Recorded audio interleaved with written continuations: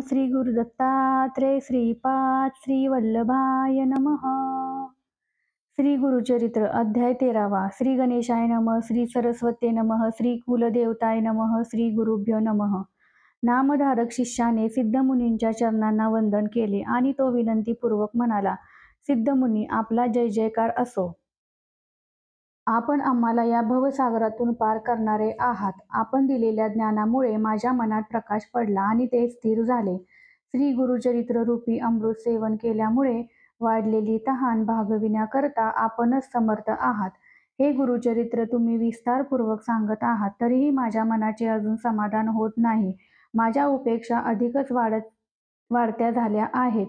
भुकेने व्याकुळ झालेल्या गुराढोरांना गवताचा वारा सापडला की त्याचे मन तिथेच रमते. ज्याने कधी स्वप्नातही ताक मिळण्याचे पाहिले नाही, त्याला प्रत्यक्षात खिरीने भरलेले भांडे मिळाले तर त्याच्या मनाची तृप्तता होत नाही. ते तेथून अन्यत्र जाऊ शकत नाही. तसा मी अल्पज्ञानी अविद्यारूपी मायेने वेढल्यामुळे कष्ट शोषित होतो. गुरूंचा प्रभाव त्यांचे निजरूप याविषयी अनभिज्ञ होतो. अज्ञानरूपी अंधाऱ्या रात्री जशी ज्योत प्रकाश देते, त्याप्रमाणे आपण आहात. आपण मला श्री गुरूंचे निजरूप उघड करून दाखविले. आपल्या उपकाराची परतफेड मी कशी करावी? कल्पवृक्षाचे उपकार फेडणे शक्य होईल काय? एखाद्याने चिंतामणी दान स्वरूपात दिला तर त्याची परतफेड कशी करावी? कृपामूर्ती सिद्धांनी काही एक उत्तर दिले नाही, असे आजवर कधी ऐकण्यात आले नाही. आपले उपकार मी जन्मोजन्मी फेडू शकणार नाही, असे म्हणून नामधारकाने अनन्य भावे सिद्धमुनींचे चरण धरले. स्वामींनी मला 4 पुरुषार्थांतील धर्म हा अर्थ समजावून सांगितला. त्यामुळे माझ्या मनात निरंतर श्रीगुरूची सेवा करावी असा स्वार्थ निर्माण झालेला आहे. श्री गुरु प्रयाग येथे असताना त्यांनी माधव सरस्वती दीक्षा दिली. त्यानंतर काय झाले त्याविषयी मला सविस्तर सांगावे. शिष्याचे हे बोलणे ऐकून सिद्धमुनींना आनंद झाला. त्यांनी नामधारकाच्या मस्तकावर हात ठेवून आश्वासन दिले, हे शिष्या, तू धन्य आहेस. तुला हे गुरुचरण सगुण रूपात लाभले. संन्यासरूपी सागरातून तू नक्कीच पार होशील. तू गुरुचे महत्त्व जाणलेस म्हणून तू भक्तिभावाने हे विचारित आहेस. तुझ्या प्रश्नांमुळे मला आनंद झाला आहे. आता मी श्री गुरुचरित्र सांगतो, ते लक्षपूर्वक ऐक.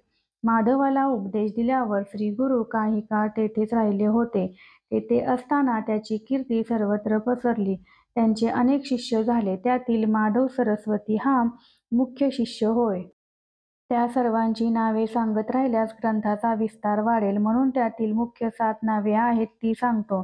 बाल सरस्वती, कृष्ण सरस्वती, उपेंद्र सरस्वती, माधव सरस्वती, सदानंद सरस्वती, ज्ञानज्योती सरस्वती व आणखी मी, असे हे 7 शिष्य आहेत. या शिष्यांसोबत सर्व तीर्थक्षेत्रांना भेटी देत श्री गुरु दक्षिणेत आले व तेथून पुन्हा करंजनगरीस आले. तेव्हा त्यांना भेटावयास त्यांची आई, त्यांचे वडील, 4 भाऊ आणि बहीण आली. स्वामींना पाहून नगरजनांनाही अतिशय आनंद झाला आणि तेही समस्त श्रीगुरूंची पूजा करण्यास आले. नगरवासीय श्रीगुरूंना आपापल्या घरी भिक्षेकरता बोलावू लागले. तेव्हा श्रीगुरूंनी एकाच वेळी अनेक रूपे घेऊन त्यांच्या घरी जात पूजेचा स्वीकार केला. हे वर्तमान समजता सर्वजण आश्चर्य करू लागले. हा यतिवेश धारण केलेला श्री विष्णू पुरुषोत्तम आहे, असे ते म्हणू लागले. ब्रह्मा, विष्णू व महेश्वर यांचे अवतार विशिष्ट कार्यासाठी होतात, मात्र त्यांना सामान्य माणूस या रूपात पाहणारे पापी लोक नरकात जातात. श्री गुरूंच्या मातापित्यांनीही पूजन केले. तेव्हा श्री नृसिंह सरस्वतींनी आपल्या आईला पूर्वजन्मीची आठवण करून दिली आणि श्रीपाद यतींच्या रूपात दर्शन दिले. त्यांच्या चरणांवर डोके ठेवून ती माता म्हणाली, मी प्रदोष समयी चंद्रमौळी शंकराची पूजा केली, ती खरोखरीच सफल झाली. ती आपल्या पतीला तिच्या गतजन्मीचे वृत्त सांगून म्हणाली, मला विश्ववंद्य व प्रतापी पुत्र व्हावा म्हणून मी पूजन केले होते. माझा जन्म आता सफल झाला आहे. पुढे उभयतांनी श्रीगुरूंना वंदन केले आणि आमचा या संसार सागरातून उद्धार करा अशी नम्र विनंती केली. तेव्हा श्रीगुरू म्हणाले, जर एखादे वेळी पुत्र संन्यासी झाला तर तो 42 कुळांचा या संसारातून उद्धार करतो. त्याला सर्व काळ अचळ ब्रह्मपद मिळते. त्याच्या कुळात पुढे जे कोणी उपसतील त्यांनाही ब्रह्मपद मिळते. त्याच्या बांधवांपैकी कुणालाही यमाचे भय नसते. त्याचे पूर्वज जरी नरकात असले तरी ते तिथून ब्रह्मपदी जातात. म्हणूनच आम्ही संन्यास घेतला तेव्हा आपणास आता यमाचे भय नाही. तुम्हाला ब्रह्मपद नक्की प्राप्त होईल असे सांगून मातापित्यांना आश्वासन देत श्रीगुरू म्हणाले, तुमचे पुत्र शतायुषी होतील, अष्टवैभवांनी नांदतील. त्यांचेही पुत्र आणि नातू तुम्ही पाहाल. अखेर काशी येथे जाऊन तुमचा देहांत होईल. काशी क्षेत्र हे मुक्तीचे स्थान आहे असे शास्त्रात सांगितले आहे. तुम्ही मनात किंचितही चिंता करू नका. श्रीगुरूंची बहीण रत्नाई हिने श्रीगुरूंना नमस्कार केला आणि विनंती केली, स्वामी, मी भवसागरात बुडून जात आहे. संसाराच्या मायेने मला वेढून टाकले आहे. तेव्हा माझा उद्धार करा. संसार तापाचे मला भय वाटते. मला यातून सोडवा. मी तप करण्यास जाऊ इच्छिते. तिचे बोलणे ऐकून श्रीगुरू म्हणाले, स्त्रियांनी पतिसेवा करावी हेच त्यांचे तप होय. या संसारातून त्या या एका तपाने तरून जातात. त्यांचा जसा भाव आहे तसेच त्यांच्याविषयी घडते. संसाराचा पहिलं तीर पार करण्यासाठी स्त्रियांना पती हाच केवळ उपाय आहे. आपला पती साक्षात शंकर आहे अशी शुद्ध भावना ठेवून त्याची सेवा करावी.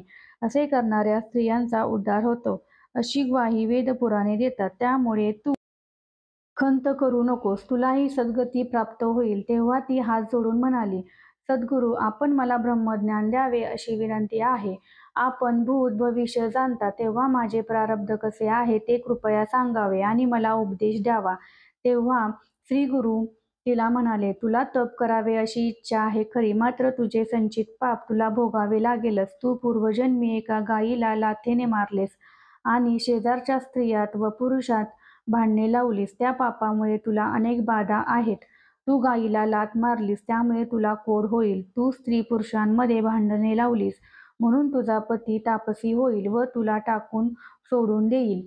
तिने हे ऐकले तेव्हा तिला फार दुःख झाले. माझा त्वरित उद्धार करा असे काकुळतेने म्हणत ती श्रीगुरूचरणी लीन झाली. तेव्हा श्रीगुरू म्हणाले, तुमची परिस्थिती काही काळ चांगली राहील, मात्र तुझा पती उतारवयात यती होईल. त्यानंतर तुझ्या देहाला कुष्ठरोग होईल. तरुणपण भोगल्यानंतरच तुझी अशी गत होईल.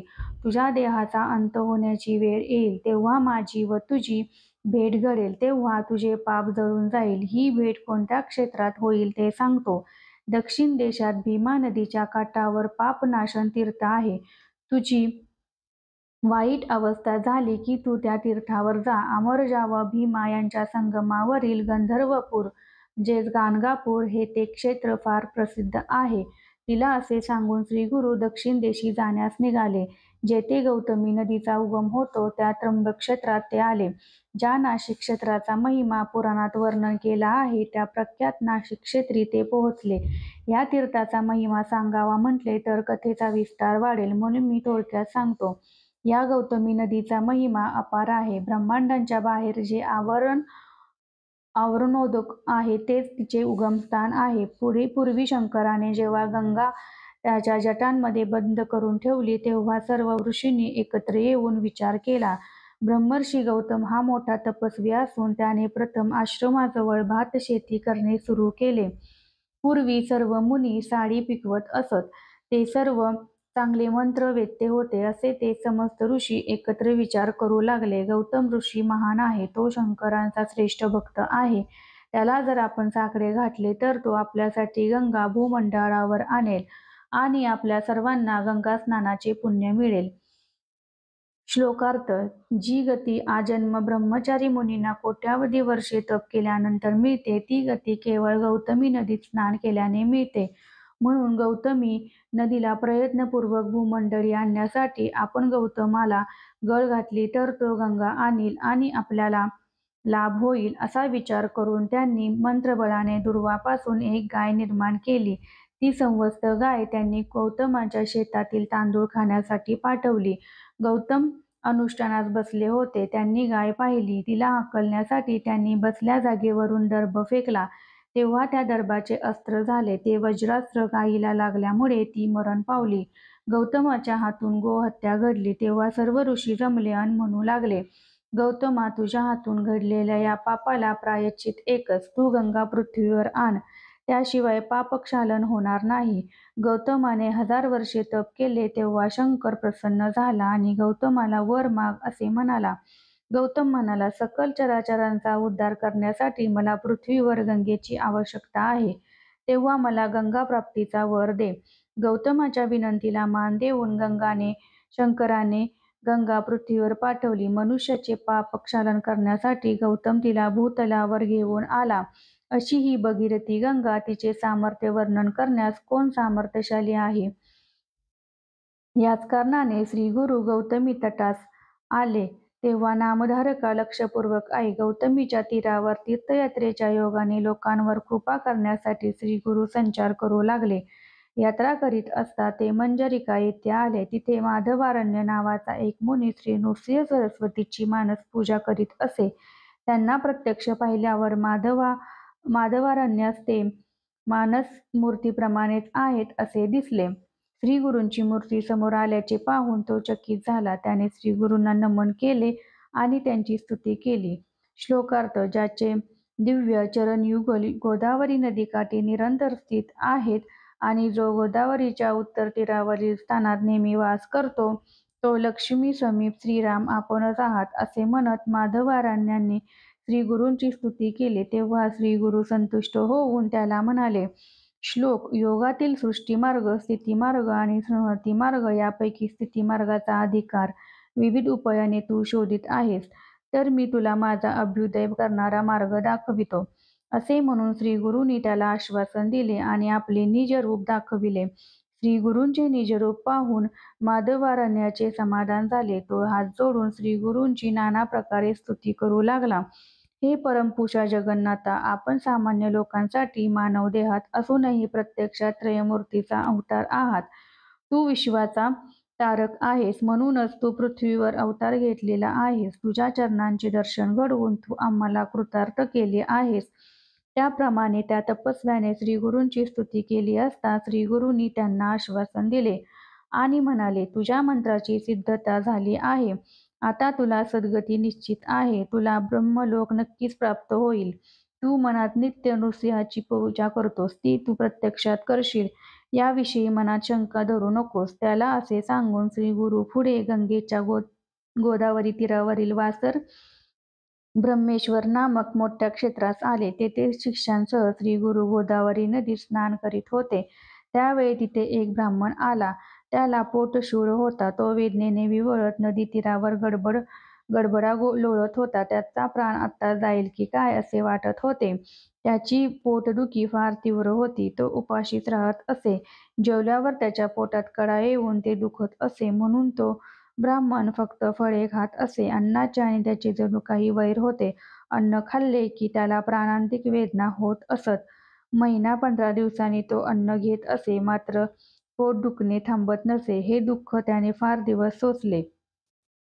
आदल्या दिवशी गावात नवरात्र काळातील महानवमी होती. तेव्हा त्याने मिष्टान्नावर अंमल जास्तच ताव मारला. त्यामुळे पोटदुखीची व्याधी त्याला अधिकच सतावू लागली. तो नदी तीरावर येऊन प्राणांतिक पोटदुखीने गडबडा लोळू लागला. अपार दुःखाने गाजलेला तो, मी गंगेत जीव देतो, आता हे जगणे नको. माझ्या पापांच्या पर्वतराशी उभ्या राहिल्या आहेत. अन्न हेच प्राण, अन्न हेच जीवन, अन्नाविन कोण राहील? मात्र तेच अन्न माझे वैरी झाले आहे. तेव्हा आता मी मेलो तरच बरे होईन असा निश्चय करून पोटाला दगड बांधून गंगेत जीव देण्यासाठी निर्धारपूर्वक निघाला. त्याने मनात शंकराचे नामस्मरण केले व म्हणाले, मी जन्मास येऊन भूमातेला भार झालो आहे. अन्नदानासारखे परोपकारी कार्य मी कधी केले नाही. मी या जन्मात काही पुण्य केले नाही. तेव्हा पूर्वी अनेक जन्मात केलेल्या कर्मांचे हे फळ आहे आणि त्यामुळेच मी हे कष्ट भोगत आहे. मी कुणा ब्राह्मणाला देशोधडीला लावले असेल, गायीगुरांचा घात केला असेल, कुणाचा विश्वासघात केला असेल, त्यामुळेच मी हे कष्ट भोगत आहे. मी देवपूजा अर्धवट सोडली असेल, गुरु निंदा केली असेल, आई वडिलांची अवज्ञा केली असेल, त्यामुळेच मी हे कष्ट भोगत आहे. अथवा मी पशूंचा वध केला असेल किंवा अरण्यात अग्नी घातला असेल किंवा आई वडिलांना सोडून देऊन पत्नीबरोबर राहिलो असेल किंवा पूर्वजन्मी ब्राह्मणांचा धिक्कार केला असेल, वैश्वदेव करताना अतिथी झाला असता मी अतिथी आला असता मी त्याला अन्न दिले नसेल किंवा आई वडिलांकडे दुर्लक्ष करून मी सुखाने जेवत बसलो असेन. अशा काही पूर्वकर्मामुळेच मला हे दुःख भोगावे लागत आहे. अशी पापे आठवीत तो ब्राह्मण गंगेत जीव देण्यासाठी जात असताना त्याला श्रीगुरूंनी पाहिले आणि शिष्यांना सांगितले, त्या ब्राह्मणाला इथे बोलवा.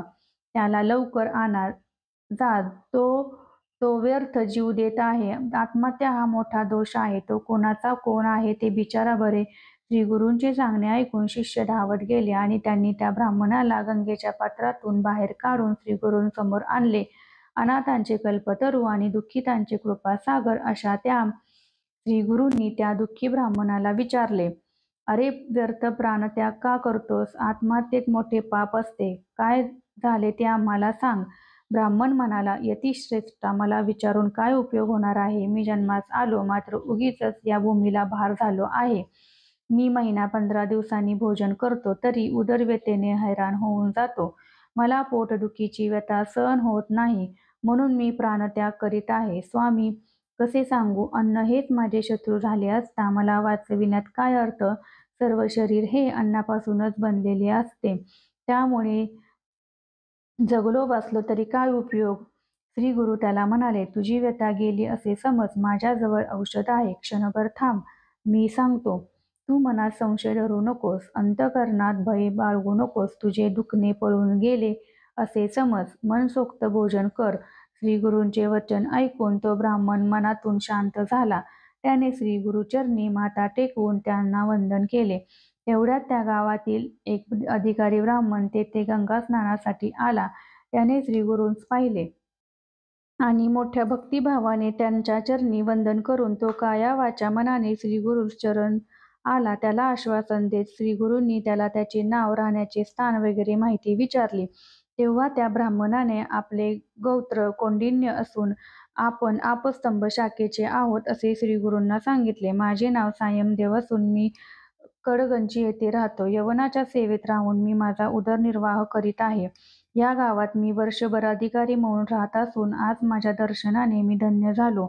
आपण विश्वतारक आहात. आपले दर्शन घडल्यामुळे मी धन्य झालो. माझे जन्मजन्मांतरीचे दोष गेले. आपली ज्यांच्यावर कृपा होईल तो या संसार सागरातून तरून जाईल हे निसंशय. आणि मला अनायासे आपले दर्शन घडले. श्लोकार्थ. गंगेने पाप जाते, चंद्राने ताप जातो, कल्पतरूने दैन्य जाते. मात्र पाप, ताप व दैन्य हे सर्व काही श्री गुरुचरणांच्या प्रभावाने जाते. आज मी आपले चरण पाहिले आणि मला चारही पुरुषार्थ प्राप्त झाले.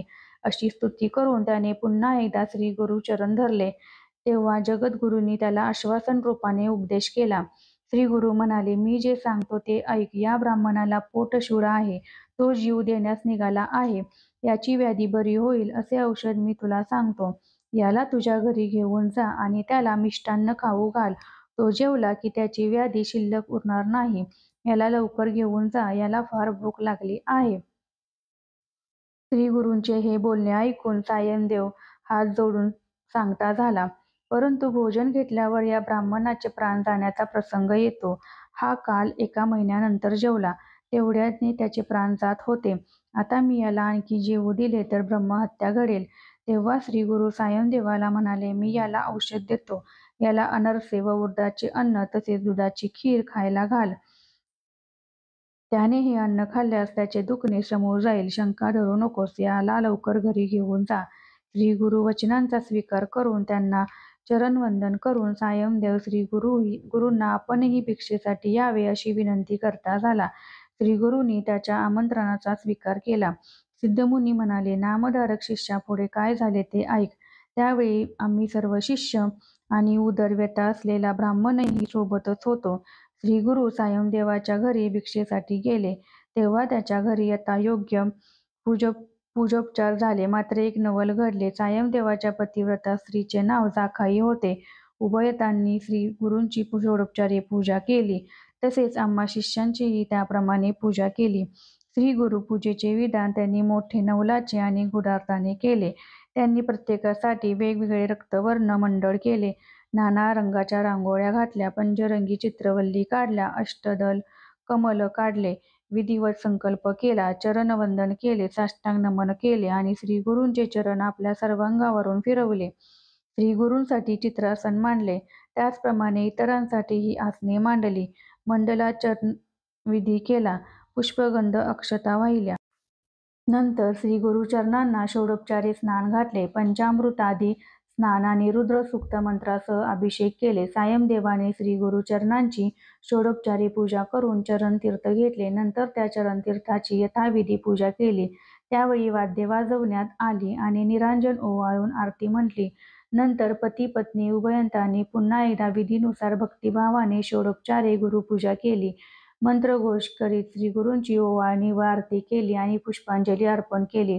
सायमदेवाने अनेक प्रकारचे गायन सादर केले आणि पतिव्रता जाखाईसह भक्तिभावाने चरणवंदन केले. याप्रमाणे सायमदेवाकडे गुरुपूजन झाले आणि आम्हा समस्त शिष्यवर्गाचेही वंदन केले. तेव्हा श्रीगुरू आनंदाने वर देते झाले, तुझी संतती कीर्तिवान होईल आणि तुझ्या वंश परंपरेत भक्तिमार्गाचे महत्त्व अबाधित राहील.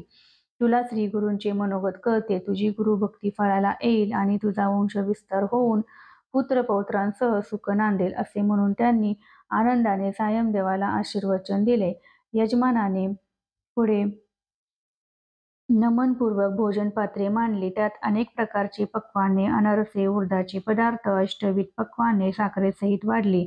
शाक, भाज्या आणि नाना प्रकारचे अन्नपदार्थ वाढले. श्रीगुरू प्रेमाने भोजन करू लागले. पोटशूळ असलेल्या ब्राह्मणानेही आनंदाने भोजन केले. श्रीगुरूंच्या कृपादृष्टीने त्याची व्याधी नष्ट झाली. लोखंडाला परिसाचा स्पर्श होताच त्याचे सोने होते, तसे श्रीगुरूंचे दर्शन होताच व्याधी कशी शिल्लक राहील सांग बरे. सूर्य उगवताच अंधार नाहीसा होतो आणि श्रीगुरू कृपा होताच दैन्यावस्था नाहीशी होते. अशा प्रकारे श्री गुरुनाथांनी शिष्यांसह भोजन केले. तेव्हा तेथे मोठा आनंद सोहळा झाला. सर्व लोक आश्चर्य करू लागले. ब्राह्मणाचे ज्या अन्नाशी शत्रुत्व होते तेच अन्न त्याला औषध ठरले आणि त्याचे दुखणे संपले, असे म्हणत लोक नवल करू लागले. सिद्ध नामधारकास म्हणाले, ज्याच्यावर गुरुकृपा होते त्यांचे जन्मजन्मांतरीचे दोष नाहीसे होतात. तिथे शारीरिक व्याधी कुठून राहणार? गंगाधर सूत कामधेनुरूपी श्री गुरुचरित्र विस्ताराने सांगत आहेत. त्या श्रोत्यांनी एकाग्रचित्ते श्रवण करावे. हे चरित्र जे भक्तिभावाने ऐकतील त्यांच्या घरी व्याधी राहणार नाही, त्यांना सर्व सुखे प्राप्त होतील, हे निर्विवाद आहे. या गुरुचरित्रामृतामध्ये ब्राह्मणाची व्याधी दूर करून त्यास श्रीगुरूंनी सुखी केले याचे वर्णन आले आहे. अशा रीतीने श्री गुरुचरित्रामृत ग्रंथातील परमकल्पतरू कथांमधील श्री नृसिंह सरस्वती उपाख्यानाच्या अनुषंगाने सिद्ध व नामधारक संवादामधून घडणारा ब्राह्मणाची उदरव्यथा हरण करणारा हा 13वा अध्याय पूर्ण झाला. हा अध्याय श्री गुरु दत्तात्रयांचरणी अर्पण करीत आहे. श्री गुरुदेव दत्त.